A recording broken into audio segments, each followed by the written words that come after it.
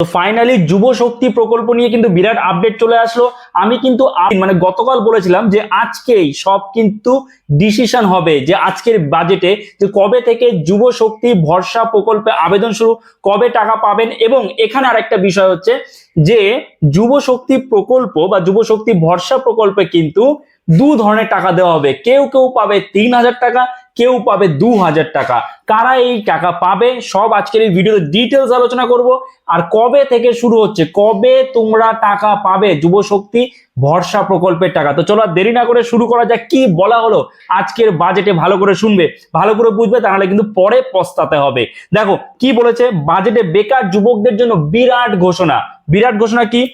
পশ্চিমবঙ্গের নতুন বাজেটে বেকার যুবক যুবতীদের জন্য একাধিক গুরুত্বপূর্ণ প্রস্তাব আনা হয়েছে। দীর্ঘদিন ধরে কর্মসংস্থান ও আর্থিক সহায়তা নিয়ে যুব সমাজের প্রত্যাশা ছিল। সেই প্রত্যাশার কথা মাথায় রেখেই কয়েকটি উল্লেখযোগ্য ঘোষণা করা হয়েছে। কি ঘোষণা করা হয়েছে আমরা এবার দেখে নেব। প্রথমত ভরসা কর্মসূচি চালু। যুব শক্তি ভরসা কর্মসূচি কিন্তু চালু। এইবার এখানে কি বলছে, কারা এখানে অ্যাপ্লাই করতে পারবে বা কারা এই টাকাটা পাবে। এখানে কিন্তু টাকা পাবে 21 থেকে 45 বছর বয়সী যোগ্য শিক্ষিত বেকার যুবক যুবতীরা কিন্তু এই প্রকল্পের আওতায় আসবে। এবং এখানে মাসিক ভাতা হবে, অর্থাৎ প্রতি মাসে মাসে এই টাকা দেওয়া হবে, সেটাই বলা হয়েছে। এবং এখানে সব থেকে গুরুত্বপূর্ণ যেটা, সব থেকে গুরুত্বপূর্ণ, সবাই কিন্তু 3,000 পাবে না, কেউ 3,000 পাবে, কেউ 2,000 পাবে। স্নাতক বা গ্র্যাজুয়েট শিক্ষিত বেকারদের প্রতি মাসে 3,000 টাকা করে দেওয়া হবে। আর অন্যান্য যোগ্য অর্থাৎ গ্র্যাজুয়েশনের নিচে যারা, মাধ্যমিক উচ্চ মাধ্যমিক যারা আছে, তাই বলে মাধ্যমিকের নিচে নয়, এটুকু ঠিক আছে, মাধ্যমিকের উপরে, মাধ্যমিক পাস অ্যাটলিস্ট তোমাকে হতেই হচ্ছে। তো মাধ্যমিক উচ্চ মাধ্যমিক যারা পাস করেছে তাদের 2,000 টাকা করে, আর যারা গ্র্যাজুয়েশন করেছে তাদের কিন্তু 3,000 টাকা করে মাসিক এখানে ভাতা দেওয়া হচ্ছে। কারা এই সুবিধা পাবে, কারা সুবিধা ভালো করে বুঝতে হবে। সবাই কিন্তু এই সুবিধা পাবে না।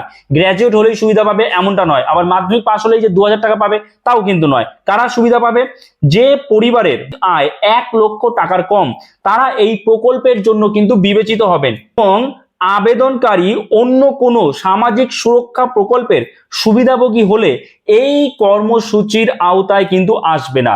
মানে আবেদনকারী দেখা গেল অন্নপূর্ণা ভান্ডার পাচ্ছে, ধরো আবেদনকারী অন্নপূর্ণা ভান্ডার পাচ্ছে, সে কিন্তু আবার এটা পাবে না, সে এই যুব শক্তি ভরসা প্রকল্পের টাকা পাবে না।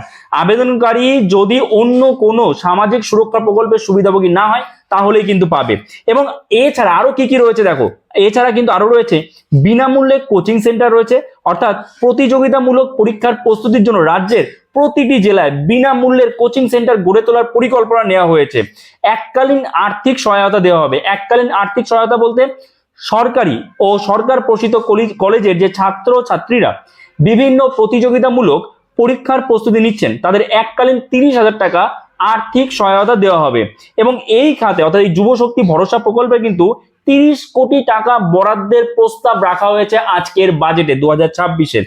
এবার সব থেকে বড় প্রশ্ন হলো এই যুব শক্তি ভরসা প্রকল্প কবে থেকে চালু হবে, কবে থেকে তোমরা টাকা পাবে? জুলাই মাস থেকে না, কি বলেছে 2026 সালের অক্টোবর মাস থেকে ভরসা কর্মসূচি চালু করার প্রস্তাব রাখা হয়েছে। অর্থাৎ অক্টোবর মাস থেকেই তোমরা কিন্তু টাকা পেয়ে যাবে অ্যাপ্লাই করার পরে।